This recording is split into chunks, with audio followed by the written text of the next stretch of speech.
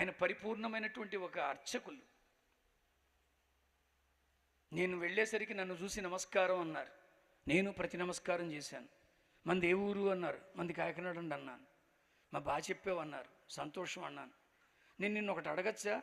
అడగండి అయ్యా. ఆకాశాత్ పతితం తోయం తెలుసా నీకు? తెలుసండి. ఏది చెప్పు. ఆకాశాత్ పతితం తోయం యథా గచ్చితి సాగరం సర్వదేవ నమస్కారం కేశవం మృది గచ్చితి. మరి దాని అర్థం ఏమిటి? ఆకాశం నుంచి పడిన ప్రతి వర్షపు బిందువు ఏరులై, నదులై, కాలవలై సముద్రంలోనే కలవాలి. అలాగే ఎవరు ఏ దేవుడికి దండం పెట్టుకున్నా అందరూ మోక్షానికి వెళతారు. దాని అర్థమైతే అదే. మరి అది అన్నీ తెలిసి కూడా మళ్ళీ యేసుక్రీస్తు మార్గం అని ఎందుకు అంటున్నావు అన్నాడు. అయ్యా మీరు పెద్దవారు, ఒక చిన్న వివరం అడుగుతాను, విశ్లేషణ చేయగలరు ఏమిటన్నాను. అడుగు అన్నాడు ఆయన. మీలో ఎవరికైనా కంటికి